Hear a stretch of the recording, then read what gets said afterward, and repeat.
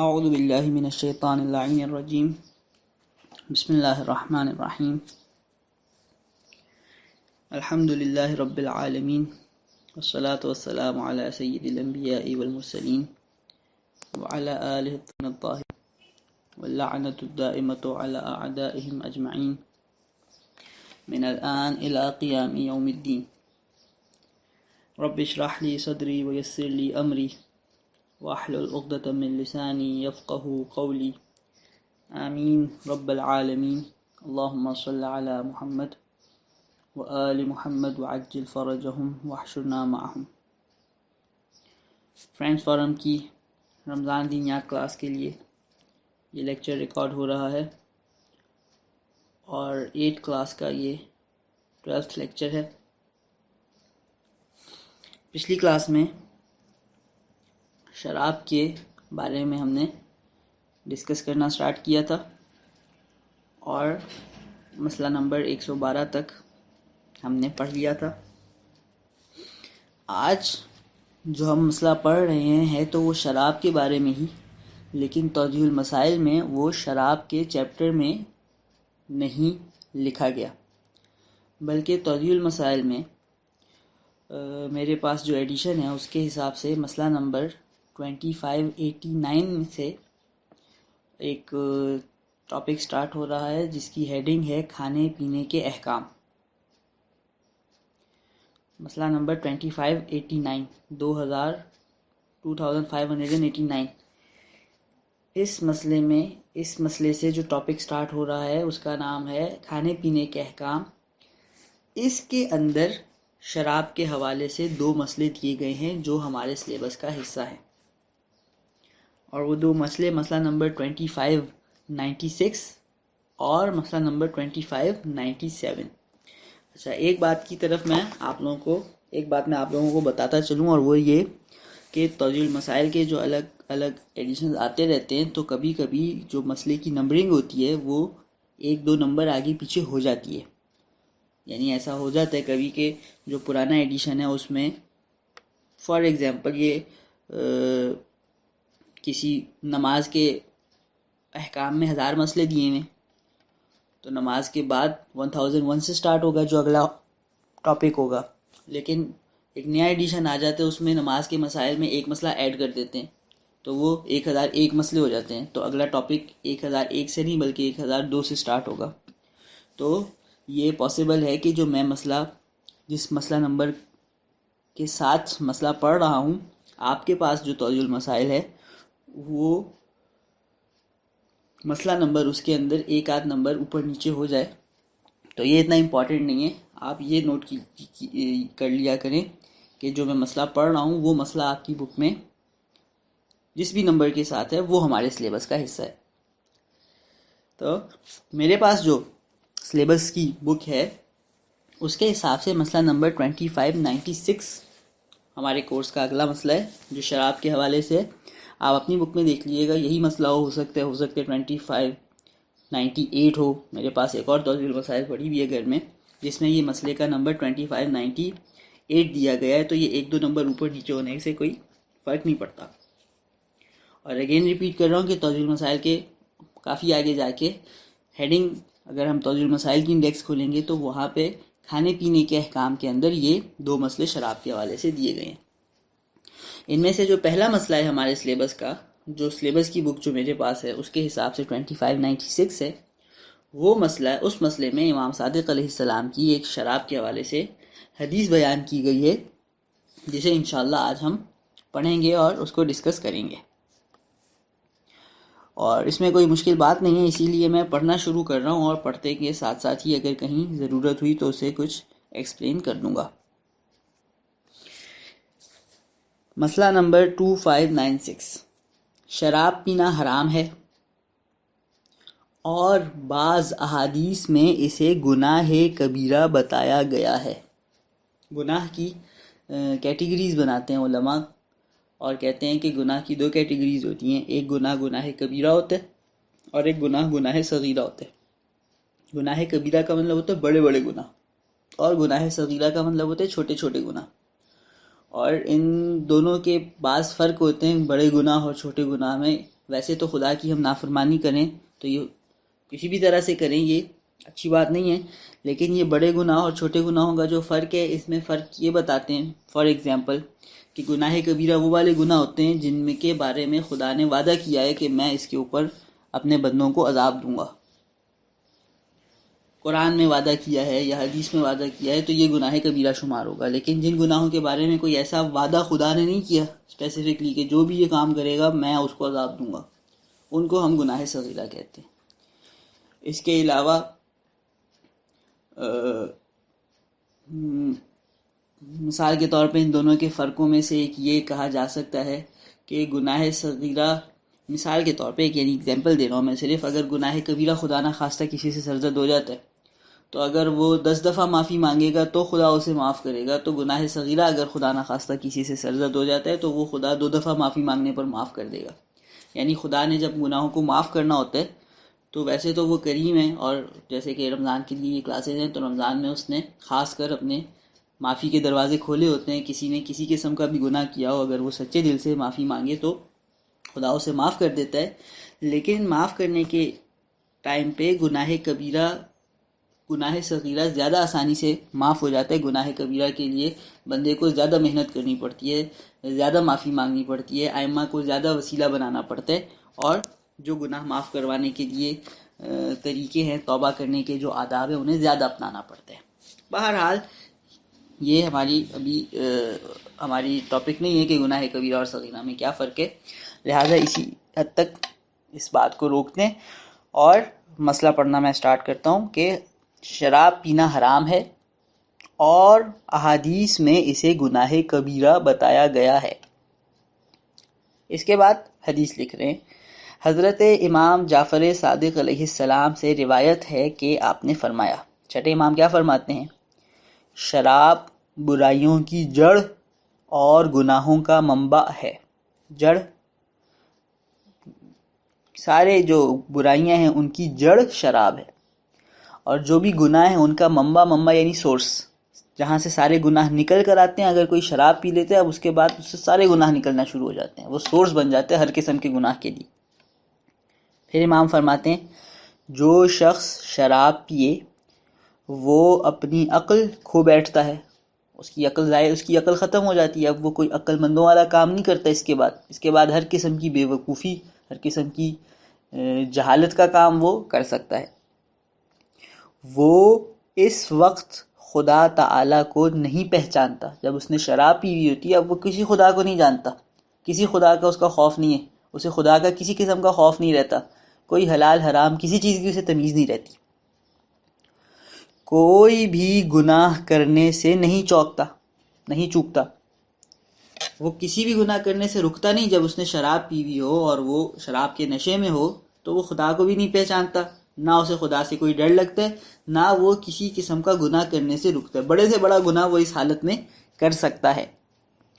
کسی شخص کا احترام نہیں کرتا، اس کے اندر سے ہر قسم کی تہذیب تمیز سب ختم ہو جاتی ہے، اس کو کسی بڑے چھوٹے کا احترام نہیں رہتا کہ یہ کوئی بڑا ہے، اس کا کوئی احترام ہے، اس سے مجھے ایسے بات نہیں کرنی چاہیے، اس سے مجھے ایسے رویہ نہیں رکھنا چاہیے، یہ سب ختم ہو جاتا ہے اس کے اندر سے۔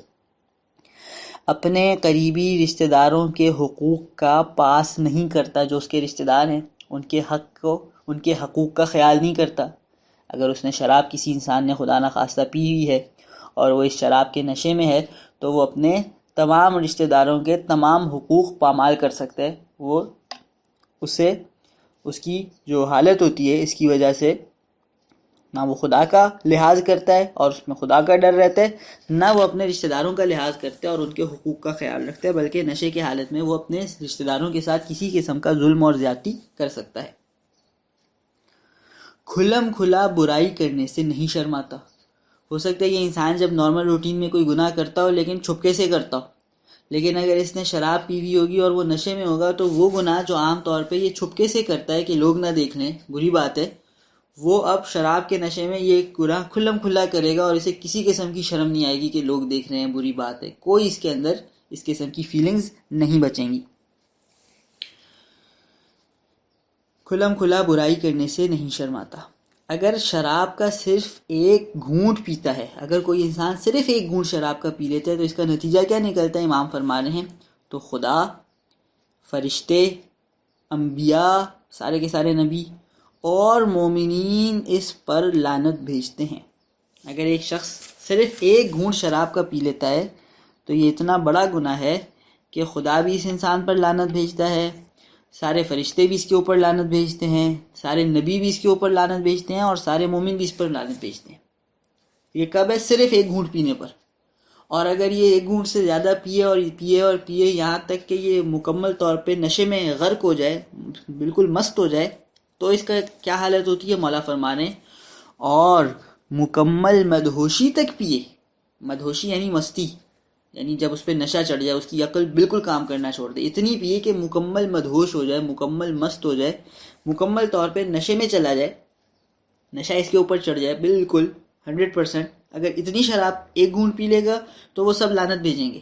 اگر اتنی زیادہ پی لے گا تو کیا ہوگا؟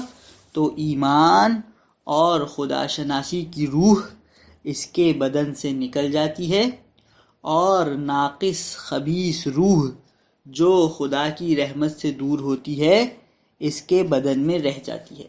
تو سب سے پہلی بات تو یہ ہوتی ہے، انسان کی جو روح ہوتی ہے، انسان کی روح میں انسان نماز پڑھتا ہے، روزے رکھتا ہے، اچھے کام کرتا ہے، جس کی وجہ سے انسان کی روح کے اندر خدا کی محبت پیدا ہو جاتی ہے، خدا سے قریبی پیدا ہو جاتی ہے، اس کی روح کے اندر خدا کی معرفت آ جاتی ہے، اس کے روح کے اندر ایمان کا لیول بڑھنا شروع ہو جاتا ہے، جس کی وجہ سے اس کی روح سٹرونگ ہونا شروع ہو جاتی ہے، اس کی روح خدا سے قریب ہونا شروع ہو جاتی ہے۔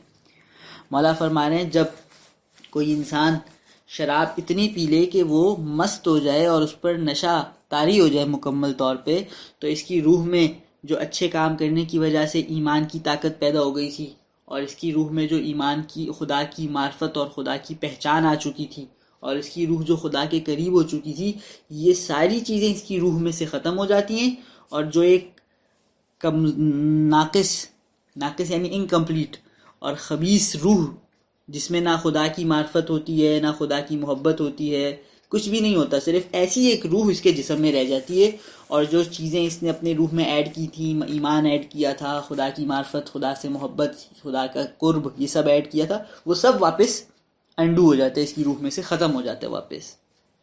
اگین یہ یہاں سے میں پڑھ رہا ہوں کہ اور مکمل مدہوشی تک پیے تو کیا ہو جاتے؟ ایمان جو اس کی روح میں آ چکا تھا، اور کیا آ چکا تھا؟ خدا شناسی یعنی خدا کی پہچان، خدا کی معرفت، خدا کی محبت جو اس کی روح میں آ چکی تھی، اس خدا کی شناسی کی روح اس کے بدن سے نکل جاتی ہے۔ اس کا روح کا یہ والا پارٹ جس میں ایمان ہوتا ہے، خدا شناسی ہوتی ہے، خدا کی محبت ہوتی ہے، وہ نکل جاتا ہے، پیچھے کیا بچ جاتا ہے؟ اور ناقص، ایک انکمپلیٹ سی اور خبیث روح، اور جو خدا کی رحمت سے دور ہوتی ہے۔ یہ روح جس میں خباثت ہوتی ہے، جو انکمپلیٹ ہوتی ہے، پھر خدا کی رحمت اس روح پر نہیں ہوا کرتی، خدا کی رحمت سے یہ والی روح دور ہو جاتی ہے، ایسی روح اس کے بدن میں یعنی کہ جسم میں رہ جاتی ہے۔ یہ تو ایک بات۔ اور کیا ہوتا ہے اس کے ساتھ جب اس نے اتنی شراب پی ہو؟ اور 40 دن تک اس کی نماز قبول نہیں ہوتی۔ جو شخص شراب پی لیتا ہے، اس کی شراب کا اثر یہ ہے کہ 40 دن تک اس کی نمازیں خدا قبول نہیں کرتا۔ اچھا، کوئی اس کا مطلب یہ نہ سمجھے کہ اب اسے 40 دن تک نماز ہی نہیں پڑھنی، کیوں؟ کیونکہ نماز تو قبول نہیں ہونی، کیونکہ نماز پڑھنا ایک واجب کام ہے۔ اگر وہ نماز نہیں پڑھے گا تو اسے نماز چھوڑنے کا گناہ ملے گا، اور اگر وہ نماز پڑھ لے گا تو یہ واجب کام تو اس نے کر دیا، لیکن یہ اس کی نماز قبول ہوتی ہے یا نہیں، یہ ایک الگ بات ہے کہ اگر نماز قبول ہوگی تو اس پر جو میکسیمم ثواب ملنے والا ہے وہ ملے گا، اور اگر قبول نہیں ہوگی تو جو میکسیمم ثواب اور اس کے انعامات ہیں وہ تو نہیں ملیں گے، لیکن کم سے کم یہ ہوگا کہ جو نماز چھوڑنے کا گناہ ہے اس سے بچ جائے گا۔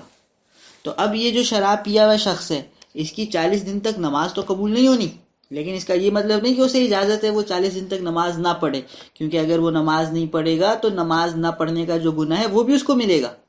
نماز نہ پڑھنے کی وجہ سے قیامت کے دن جو عذاب ہونا ہے پھر اسے یہ بھی ہوگا، لیکن نماز پڑھ لے گا تو فائدہ یہ ہے کہ جو نماز چھوڑنے والے کا قیامت کے دن عذاب ہوگا وہ عذاب سے بچ جائے گا۔ ہاں نماز جب قبول نہیں ہوگی تو جو اس کے بدلے میں جنت میں بڑے بڑے انعامات ملنے تھے وہ اسے نہیں ملیں گے. اور یہ صرف نماز کے حوالے سے نہیں، ہر عبادت کے حوالے سے ہے کہ ہم روزہ رکھتے ہیں. اب اگر روزہ قبول نہیں ہوگا تو کیا ہوگا؟ تو روزہ قبول اگر نہیں ہوگا تو فائدہ کیا ہوا پھر روزے کا؟ فائدہ یہ ہوا کہ اگر ہم نے روزہ رکھا اور صحیح شرائط کے ساتھ روزہ رکھا تو منیمم جو کام کرے گا یہ روزہ وہ یہ ہے کہ روزہ چھوڑنے پہ جو ہمیں گناہ ملنا تھا، جو ہمیں عذاب ہونا تھا، وہ اس سے ہم بچ جائیں گے. اب اگر قبول ہو گیا تو جنت میں جو اس کے بہت بڑے ثواب اور انعامات ہیں وہ بھی ملیں گے ہمیں. اگر قبول نہیں ہوا تو وہ جو بہت بڑے انعامات ہیں وہ نہیں ملیں گے ہمیں، لیکن اس گناہ سے تو ہم بچ جائیں گے کم سے کم. جو ہمیں عذاب ہونا تھا اگر روزہ ہم چھوڑ دیتے، اس سے تو ہم کم سے کم بچ جائیں گے. تو اسی طرح یہ شخص، اس کی نماز 40 دن تک قبول نہیں ہوگی، مطلب 40 دن تک نماز تو پڑھنی ہے اسے، اور جو نماز پڑھے گا اس کے اوپر جو اسے بہترین انعامات ملنے ہیں جنت میں وہ نہیں ملیں گے. لیکن اگر نماز چھوڑ دے گا تو الٹا اسے نماز چھوڑنے پر جو عذاب ہونے وہ عذاب اسے ہوگا قیامت کے دن. اور 40 دن تک اس کی نماز قبول نہیں ہوتی. اور کیا ہوتا ہے اس انسان کے ساتھ جس نے شراب پی رکھی ہوتی ہے؟ کہہ رہے ہیں قیامت کے دن اس کا چہرہ سیاہ ہوگا. سیاہ یعنی بلیک. قیامت کے دن جب سب انسان اٹھیں گے، حضرت آدم سے لے کر قیامت تک جتنے انسان پیدا ہوئے ہیں یہ سب کے سب اٹھیں گے، تو اس انسان کا چہرہ ہے، جو فیس ہے، وہ بلیک ہوگا، اور اس کی زبان منہ سے باہر نکلی ہوئی ہوگی. اس کی زبان منہ سے باہر نکل کر لٹک رہی ہوگی جیسے جانوروں کی ہوتی ہے. اس کے منہ کا لعاب یعنی تھوک اس کے سینے پر گرے گا. زبان باہر لٹکی ہوئی ہوگی، تھوک اس کا گرے جا رہا ہوگا اس کے سینے پر، اور وہ پیاس کی فریاد بلند کرے گا. پیاس سے اس کی بری حالت ہو رہی ہوگی اور وہ چیخ چیخ کر کہہ رہا ہوگا کہ مجھے پیاس لگ رہی ہے، کوئی مجھے پانی پلا دے. یہ کس کا عذاب ہوگا؟ جس بندے نے دنیا میں شراب پی رکھی ہوگی. اور یہ دیکھیں، یہ جو ابھی تک اس حدیث میں مولا نے بات بتائی ہے وہ جہنم میں جانے سے پہلے تک کا عذاب ہے، کہ جہنم میں نہیں جائے گا تب تک اس کا یہ سب کچھ ہونا ہے. اگر جب یہ جہنم میں جائے گا تو اس کو شراب پینے کا مزید کیا عذاب ہوگا وہ الگ ہے سارا. لہٰذا خدا ہمیں یہ دعا ہے کہ اس نجاست سے، اس غلاظت سے، اس برے کام سے بچا کے رکھے. والحمدللہ مولانا رب العالمین.